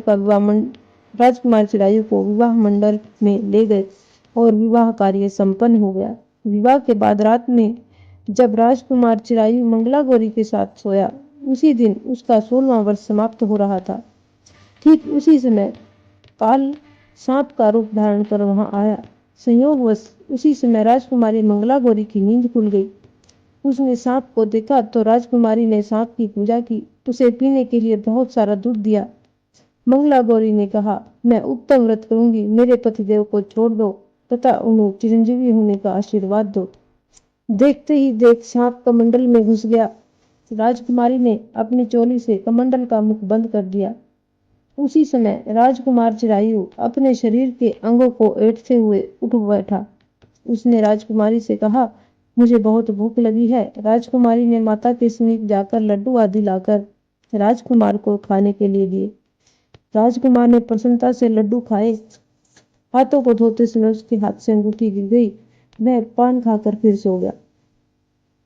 राजकुमारी कमंडल में बंद सर्प को बाहर फेंकने गई, लेकिन विधि के विधान से बाहर जाने पर चमकते हार की कांति देख वह चकित रह गई। उसने हार का अपने गले में पहन लिया। कुछ रात शेष रह जाने पर चिरायु का मामा उसे ले गया। चिरायु के जाने के बाद वर पक्ष के लोग सुकेतु को ले आए। मंगला गौरी ने सुकेतु को देखा तो है बोली कि यह मेरा पति नहीं है। सभी बाराती कहने लगे, सुबह यह तुम क्या कह रही हो? यदि कोई पहचान हो तो बताओ। इस पर मंगला गौरी ने कहा, रात को मेरे पति ने मुझे जो जड़ाऊ हार दिया है, उस हार के रत्नों की सुंदरता के बारे में यह बता दो। रात्रि में आम्र सेचन के समय मेरे पतिदेव का केशर युक्त पैर मेरी जांघ में लगा हुआ है। उसे देखकर सब लोग बताएं कि यह पैर का निशान किसका है। रात्रि के समय जो बातचीत हम दोनों के बीच हुई थी तथा जो भोजन करा था, उसके बारे में यह बताएं। सुकेतु मंगला गौरी की एक भी प्रश्न का उत्तर न दे सका।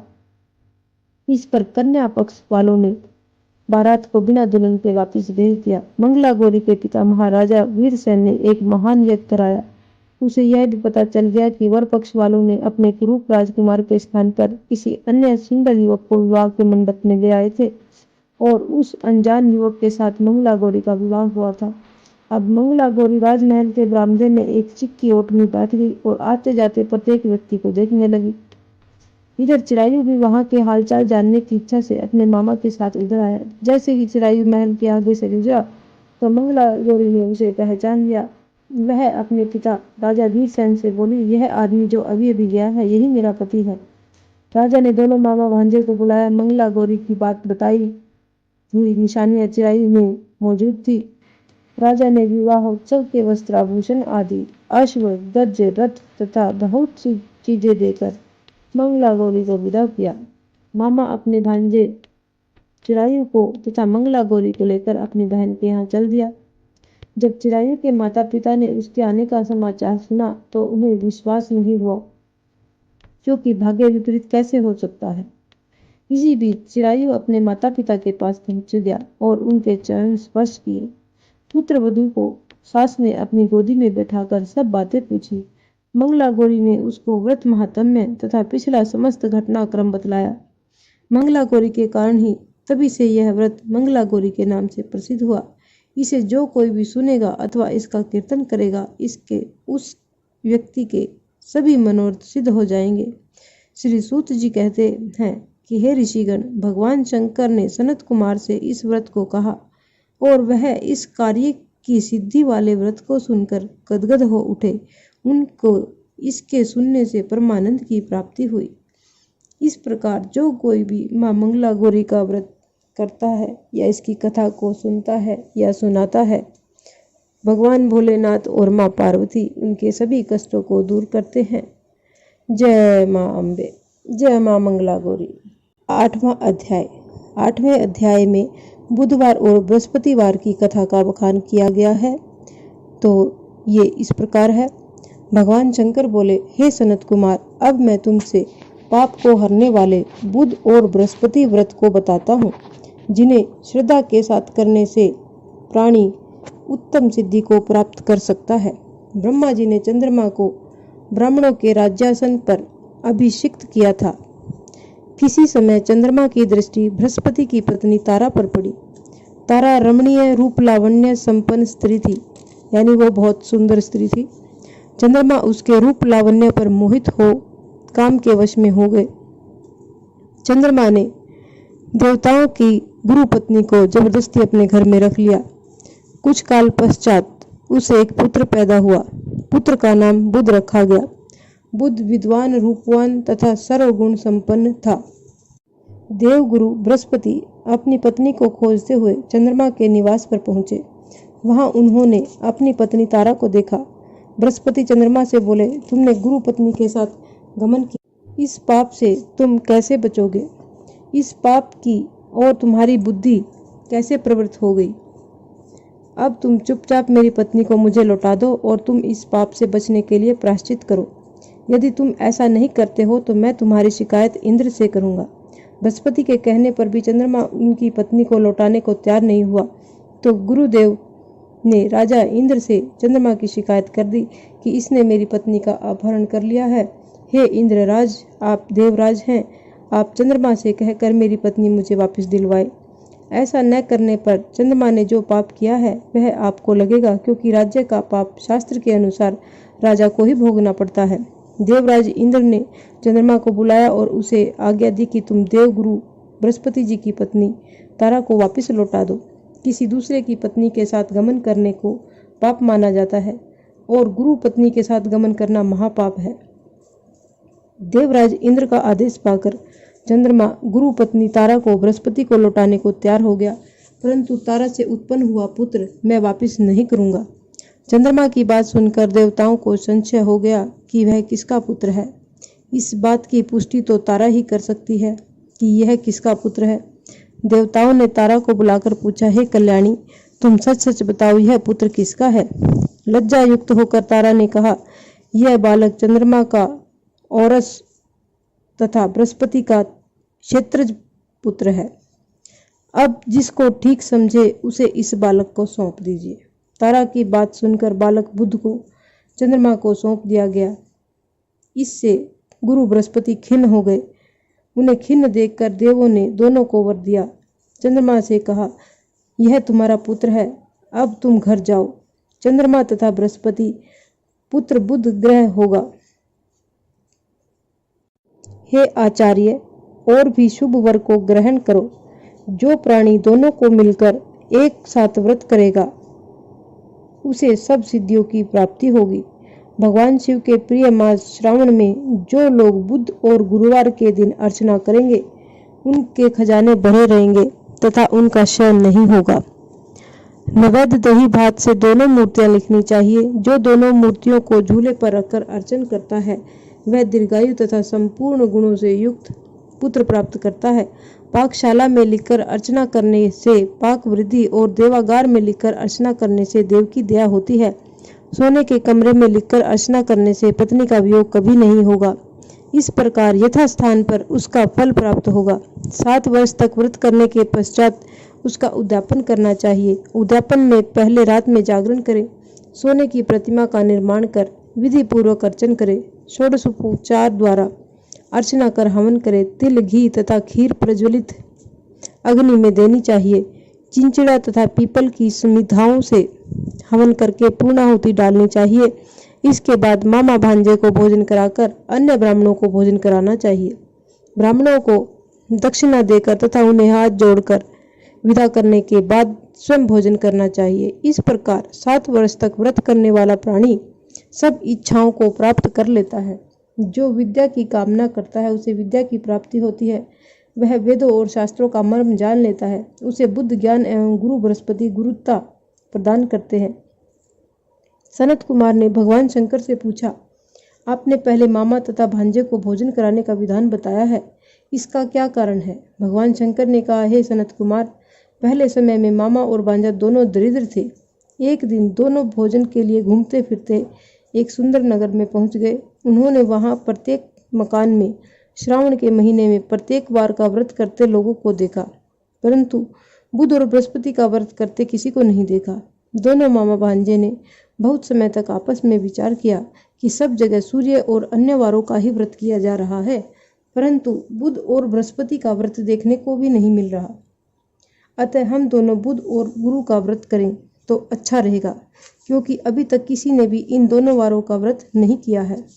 यह अनुष्ठित व्रत है, हम करेंगे। लेकिन विधि विधान न जानने के कारण दोनों संशय में पड़ गए। तब रात्रि में उन्हें विधि विधानों का स्वप्न में पता चल गया। स्वप्न में ज्ञात विधि द्वारा दोनों ने इस व्रत को किया। व्रत करने से वे धन धान्य से संपन्न हो गए। 7 वर्ष तक दोनों मामा भांजे व्रत को करते रहे और वे पुत्र पौत्र धन संपदा आदि से संपन्न हो गए। बुध और बृहस्पति ने प्रत्यक्ष दर्शन देकर उन दोनों को वर दिया कि आप लोगों ने हमारे व्रत का सुविचार किया। आज से जो भी इस व्रत को करेगा और मामा भांजे को पहले भोजन कराएगा वह उत्तम सिद्धियों को प्राप्त करेगा। जय गुरुदेव। श्रावण महात्म्य का 9वां अध्याय। शुरू करते हैं आज का अध्याय। आज का अध्याय है 9वां अध्याय। 9वें अध्याय में हम शुक्रवार व्रत की कथा कहेंगे, जो इस प्रकार है। भगवान शंकर ने सनत कुमार से कहा, अब मैं तुम्हें शुक्रवार की कथा सुनाता हूँ, जिसे सुनकर प्राणी समस्त विपत्तियों से छूट जाता है। पांडव वंश में एक राजा था जिसका नाम सुशील था। उसके यहाँ कोई संतान नहीं थी। उसकी पत्नी का नाम सुकेशी था। पुत्र न होने के कारण वह उदास रहने लगी। रानी स्त्री स्वभाव के कारण हर महीने कपड़ों को अपने पेट पर बांधकर पेट की वृद्धि करती रही। इस प्रकार साहस के कारण स्व प्रसूति के अनुसार सुकेशी किसी गर्भवती स्त्री को खोजती रही। संयोगवश उसे गर्भवती पुरोहित की पत्नी ने देखा। कपटी रानी ने प्रसव के समय में दाई का कार्य करने वाली अन्य किसी स्त्री को इस काम के लिए नियुक्त किया। उस दाई को एकांत में बहुत सा धन दिया और अपने गर्भ के अनुकरण की सब बातें कह सुनाई। पुरोहित की पत्नी का प्रसव का समय नजदीक आया। यह सुन उसी तरह दाई ने भी अपने वचन का पालन किया। पुरोहित की पत्नी दाई की बात नहीं जानती थी, अतः वह दाई की बातों का पालन करती रही। दाई ने पुरोहित की पत्नी के नेत्रों पर पट्टी बांधी और उसके उत्पन्न हुए पुत्र को रानी के पास भेज दिया। इस प्रकार रानी के पास उस पुरोहितानी के पुत्र के पहुंच जाने की किसी को कानो कान भी खबर न हुई। इस नाटक को कोई न जान सका। रानी ने अपनी दासियों द्वारा राजा को खबर करा दी कि उनके यहाँ लड़का पैदा हुआ है। उधर दाई ने पुरोहितानी के नेत्रों पर पट्टी खोल दी और वह अपने साथ मांस की एक पिंडी ले आई। जो मांस की पिंडी लेकर आई तो उसने कहा कि ये तुम्हारा बच्चा है। दाई ने पुरोहितानी को वह मांस की पिंडी दिखाते हुए कहा, यह अनिष्ट हुआ है, अपने पति से इसकी शांति करवाना। पुत्र नहीं हुआ तो न सही, तुम्हारे प्राण तो बच गए। पुरोहित की स्त्री सोचने लगी, कहीं दाई ने मेरे साथ कपट तो नहीं किया। राजा ने जब पुत्र उत्पन्न होने की बात सुनी तो जातकर्म और उसके ब्राह्मणों को गज, अश्व, रथ आदि दान में दिए। जो बंदी खाने में बंद थे उन सबको छोड़ दिया गया। राजा ने उसका नाम प्रियव्रत रखा। श्रावण मास प्रारंभ होने पर पुरोहित की स्त्री ने शुक्रवार के दिन भक्ति द्वारा जीवंतिका की पूजा अर्चना की। दीवार पर बहुत से लड़कों के साथ जीवंतिका की तस्वीर बनाई और 5 दीपक जलाकर पुष्पमाला से पूजा अर्चना की। गेहूं के आटे के दीपक बनाकर जलाती और स्वयं भी गेहूं के आटे को शुद्ध घी में पकाकर भोजन करती। भोजन के पश्चात जीवंतिका से प्रार्थना करती, जहां पर भी मेरा पुत्र हो उसे सुरक्षित रखना। इस प्रकार प्रार्थना करने के पश्चात यह कथा सुनती और यथाविधि नमस्कार करती। जीवंतिका के प्रसाद से वह बालक राजा के यहाँ चांद की तरह बढ़ने लगा और जीवंतिका उसकी रात दिन रक्षा करने लगी। कुछ समय के बाद राजा का स्वर्गवास हो गया। पितृभक्ति पुत्र ने पिता की पारलौकिक क्रिया संपन्न कराई। इसके बाद मंत्रिमंडल ने उसको राज सिंहासन पर बैठा दिया। उसने कुछ काल तक राज्य का शासन भली भांति किया। इसके बाद वह राज्य का भार मंत्रियों को सौंपकर पितृ ऋण से मुक्ति पाने के लिए गया जी को रवाना हो गया। उसने यह यात्रा कार्पटिक वेश में की। रास्ते में वह किस गृहस्थी के घर पर ठहरा। उस गृहस्थी के यहाँ पुत्र हुआ। इससे पहले कि 5 पुत्रों को षष्ठी देवी ने मार डाला था, परंतु इस बालक को षष्ठी देवी नहीं मार सकी। राजा के यहाँ रहने के कारण जीवंतिका देवी उसकी रक्षा कर रही थी। गृहस्थ ने जब अपने लड़के को जीवित अवस्था में देखा तो उसको पक्का विश्वास हो गया कि यह बालक इस अतिथि के कारण, यानी जो राजा है, ये इस अतिथि के कारण ही जीवित है। उसने राजा से एक दिन घर पर ठहरने की कृपा की, क्योंकि आपकी कृपा से ही मेरा छठा पुत्र जीवित है। गृहस्थ के प्रार्थना करने पर राजा एक दिन के लिए उनके यहाँ और रुक गया। फिर वह गया जी चला गया और वहाँ पिंडदान देने लगा। पिंड देते समय उसे बड़ा आश्चर्य हुआ। उसने देखा कि पिंड को ग्रहण करने के लिए 2 हाथ बाहर निकले हैं। एक विद्वान ब्राह्मण से उसने पूछा, यह सब क्या मामला है? ब्राह्मण बोला, हे राजा, ये दोनों हाथ तुम्हारे पिता के हैं। घर जाकर अपनी माता से पूछना कि ऐसा क्यों हुआ। तुम्हारी माता ही बताएगी। लौटते समय राजा फिर उसी गृहस्थी के यहाँ ठहरा। उसके यहाँ अब दूसरा पुत्र हुआ था, जो केवल 7 दिन का था। इस लड़के को लेने जब षष्ठी देवी आई तो जीवंतिका देवी ने उसे बालक को नहीं ले जाने दिया। षष्ठी देवी ने जीवंतिका देवी से पूछा, आप इन लड़कों को क्यों बचा रही है? इसकी माँ ने कौन सा व्रत किया है जो दिन रात आप इनकी रक्षा करती हैं?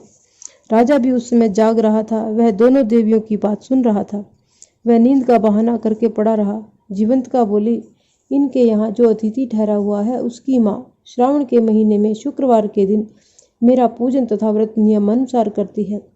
वह नियम क्या है और किस प्रकार किया जाता है वह सब तुम्हें बताती हूँ। इसकी यानी राजा की माँ उस दिन गहरे रंग के वस्त्र और हरे रंग की चूड़ियाँ नहीं पहनती। चावल के धोवन यानी मांड जो हो उसको नहीं लांघती। हरे पत्तों के मंडप के नीचे नहीं जाती। हरे रंग की साग सब्जी नहीं खाती। यह सब कुछ वह मेरे लिए ही करती है, इसलिए मैं उसकी तथा उसके पुत्र की रक्षा करती हूँ। षष्ठी देवी और जीवंतिका देवी का वार्तालाप सुनकर राजा सुबह उठकर अपने राज्य में आया। राजा ने अपनी माता से पूछा, हे माता, आप जीवंतिका का व्रत करती हैं तो उसकी विधि क्या है? राजा की माता ने उत्तर दिया, मैं जीवंतिका का व्रत नहीं करती, इसलिए मुझे उसकी विधि का ज्ञान नहीं है। यह सुनकर राजा को बड़ा आश्चर्य हुआ और वह सोचने लगा कि मेरी माता कौन है। राजा ने गया यात्रा के फल प्रातः ब्राह्मण तथा सुहागिनियों को भोजन कराने की इच्छा प्रकट की। उन्होंने अपनी इच्छा के अनुसार उनके यहाँ हरे वस्त्र, हरी चूड़ियाँ आदि परीक्षार्थ भिजवाए। दूत ने सबके यहाँ संदेशा दिया कि आप सब राजा के यहाँ भोजन करने आए। पुरोहित की पत्नी ने राजदूत से कहा, मैं हरे रंग की कोई चीज़ नहीं लेती। राजा को यह समाचार मिलने पर उसने तुरंत पुरोहित की पत्नी के लिए लाल रंग के वस्त्र और लाल रंग की चूड़ियाँ भेजी। पुरोहित पत्नी ने उन चीज़ों को ले लिया और राजमहल में आई। पुरोहित पत्नी को देखकर राजा ने हाथ जोड़कर उनका अभिवादन किया और नियम का पालन करने का कारण पूछा। उसने इसका कारण शुक्रवार का व्रत बताया। राजा को देखकर उसी समय उसके स्तनों से मातृ प्रेम के भाव के कारण दूध निकलने लगा। इस दुग्ध से राजा भली प्रकार सिंचित हो गया। गया में 2 हाथ निकलने से तथा रास्ते में गृहस्थी के यहाँ देवी से बातचीत और स्तनों से दूध निकलने से राजा को पक्का विश्वास हो गया कि यही उसकी माता है। राजा ने पूछा, हे माते, भय मत करो और मुझे जन्म का सही सही हाल बताओ। सुकेशनी ने उसके जन्म के सब तथ्य बता दिए। राजा ने प्रसन्न होकर उसका जन्म देने वाली माता पिता को नमस्कार किया और उनको संपत्ति देकर उनका मान सम्मान बढ़ाया। एक दिन राजा को रात में जीवंतिका से प्रार्थना की, हे देवी, मैं जन्मदाता पिता तो मौजूद है।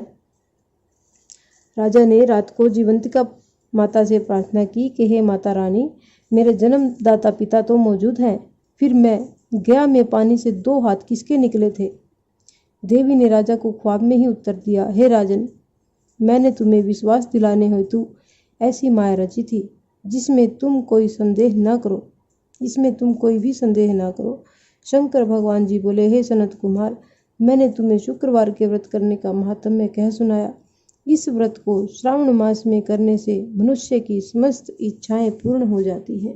श्रावण महात्म्य का 10वां अध्याय। 10वें अध्याय में शनिवार व्रत कथा कही गई है। श्री हनुमान, श्री नरसिंह जी तथा शनि व्रत कथा। भगवान शंकर ने ब्रह्मपुत्र सनत कुमार से कहा, अब मैं तुम्हें शनिवार व्रत की विधि और महात्म्य कहूँगा, यह तुम ध्यान लगाकर सुनो। श्रावण मास में शनिवार को 3 देवताओं श्री हनुमान, श्री नरसिंह जी तथा शनि की पूजा की जाती है। प्रथम में तुम्हें मैं श्री हनुमान जी को प्रसन्न करने की विधि बताता हूँ। श्रावण महीने के शनिवार को हनुमान जी को खुश करने के लिए अभिषेक तेलों द्वारा रुद्र मंत्रों से करें। तेल मिश्रित सिंदूर उनके शरीर में लगाएं। जपा, अर्क तथा मंदार की माला से पूजा कर नैवेद्य के लिए उड़द का बड़ा यानी पकौड़ा, उड़द की दाल का पकौड़ा तथा उपचारों द्वारा पूजन करें। हनुमान जी के प्रीत्यर्थ 12 नामों का जाप करें। उनके 12 नाम इस प्रकार हैं, हनुमान, अंजनी पुत्र, वायुपुत्र, महाबली, रामेष्ठ, फाल्गुन सखा, पिंगाक्ष, अमित विक्रम, अवधिक्रमण, सीता शोक विनाशक, लक्ष्मण प्राणवता तथा 10 ग्रीव पदर्भा। जो सुबह उठकर इन 12 नामों का जाप करता है उसे कभी भी कष्ट की अनुभूति नहीं होती, उसको संपूर्ण ऐश्वर्य प्राप्त हो जाता है। श्रावण मास में जो हनुमान जी की शनिवार को आराधना करता है उसका शरीर वज्र की भांति कठोर होकर मजबूत बन जाता है, उसकी बुद्धि तीव्र हो जाती है, उसके शत्रु निस्तेज हो जाते हैं, मित्रों की संख्या भी बढ़ जाती है। हनुमान जी के मंदिर में बैठकर जो व्यक्ति हनुमान जी का कवच का 1 लाख पाठ करता है वह अणिमा आदि सिद्धियों का साधक हो जाता है। उसके दर्शन मात्र से यक्ष, रावण तथा बेताल आदि उसके सामने नहीं ठहर पाते। अब मैं तुम्हें भगवान नरसिंह की कथा तथा पूजन विधिवत बताता हूँ। दीवार पर या स्तंभ पर नरसिंह जी का चित्र बनाकर लक्ष्मी जी सहित, हल्दी सहित, चंदन, नीले तथा पीले पुष्पों द्वारा पूजन करना चाहिए। खिचड़ी और हाथी चक की सब्जी के साथ नैवेद्य का भोग लगाना चाहिए। प्रसाद ग्रहण करने के बाद ब्राह्मणों को भोजन कराना चाहिए। इसके बाद भगवान नरसिंह को तिल के तेल तथा शुद्ध घी से स्नान कराना चाहिए। शनिवार के दिन स्वयं परिवार शरीर में तेल लगाकर नहाना चाहिए। उड़द की दाल की खिचड़ी बनानी चाहिए, इससे भगवान नरसिंह खुश हो जाते हैं। इस प्रकार श्रावण मास के समस्त शनिवारों को व्रत रखें। इस व्रत से लक्ष्मी जी का निवास घर में हर समय रहता है। घर में धन धान्य की वृद्धि होती है। प्राणी इस संसार में हर तरह का सुख भोग कर बैकुंठ को जाता है। भगवान नरसिंह के वरदान तथा प्रसाद से उसकी चारों ओर कीर्ति फैलती है। अब मैं तुम्हें शनिदेव के व्रत की कथा एवं उसका महात्म्य बताता हूँ। श्रावण के समस्त शनिवार को शनि का व्रत करें। किसी लंगड़े ब्राह्मण या उसके न मिलने पर किसी अन्य ब्राह्मण को तिल का तेल लगाकर गर्म पानी से स्नान कराएं। इसके बाद नरसिंह व्रत में बताए अनुसार अन्न से उसे भोजन कराना चाहिए। शनि के प्रीत्यर्थ तेल, लोहा, तिल, उड़द तथा काला कंबल दान करें। अब मैं शनिदेव के रूप रंग का वर्णन करता हूँ। शनिदेव का श्याम वर्ण है, गति मंद है, कश्यप गोत्र है। शनि का पुत्र सौराष्ट्र में हुआ है। ये सूर्य नारायण के पुत्र हैं। ये इंद्र नीलमणि तुल्य हैं। इन्होंने बाण, धनुष तथा त्रिशूल धारण कर रखा है। इनकी सवारी गिद्ध है। इनके यम अधिदेवता हैं। इनको कस्तूरी, अगर, चंदन तथा गूगल और नैवेद्य से उड़द की खिचड़ी प्रिय है। शनि की पूजा में इनकी लोहे की प्रतिमा रखी जाती है। दान देने के लिए श्याम वर्ण का ब्राह्मण उत्तम है, यानी काले रंग का ब्राह्मण, जिस ब्राह्मण का रंग ज़्यादा साफ ना हो। गाय के बछड़े, काली गाय का बछड़े सहित दान में देनी चाहिए और उसकी स्तुति करनी चाहिए। एक बार राजा नल का राज्य छीन जाने पर राजा नल ने शनिदेव की आराधना की। शनिदेव ने उन पर कृपा की और खोया राज्य वापस प्राप्त हो गया। मनुष्य को चाहिए कि वह इस प्रकार शनिदेव की आराधना कर कहे कि मेरे ऊपर शनिदेव प्रसन्न हो। नीलांजन के समान कांति में अति मंद भ्रामी छाया नाम वाली स्त्री से सूर्य द्वारा उत्पन्न शनि को मैं हाथ जोड़कर नमस्कार करता हूँ। मंडल कोण में स्थित पिंगल नामक शनिदेव को प्रणाम करता हूँ। हे शनिदेव, मुझे अति दीन पर कृपा करें। इस प्रकार बार बार उनकी स्तुति करनी चाहिए। शनि देव की आराधना में शनो देवी मंत्र का उच्चारण करना चाहिए। जो प्राणी सावधान होकर विधि विधान से शनि देव की पूजा करता है, उसे स्वप्न में भी किसी प्रकार का भय नहीं रहता। शनि जन्म राशि से पहले दूसरे, चौथे, 5वें, 7वें, 8वें, 9वें या 12वें स्थान में हो तो सदा पीड़ा पहुंचाता है। इसलिए उसकी शांति के लिए शामाग्नि मंत्र का जाप करना चाहिए और इंद्र नीलमणि का दान करना चाहिए। जय शनि महाराज की जय। इस प्रकार यह 10वां अध्याय संपूर्ण हुआ। आज की हमारी ये कथा यहीं पर संपन्न होती है। अगर आपको हमारी कथा पसंद आई हो तो एक लाइक का बटन अवश्य दबाएं, और अगर आपको कथा पसंद नहीं आती है तो आप डिसलाइक का बटन भी दबा सकते हैं। इस प्रकार की और भी अन्य धार्मिक रोचक कथा कहानियों को सुनने के लिए हमारे चैनल को सब्सक्राइब करें, वीडियो को लाइक करें और ज़्यादा से ज़्यादा शेयर करें। मिलते हैं सावन महात्म्य के अगले अध्याय के साथ। तब तक के लिए जय माता की। हर हर महादेव।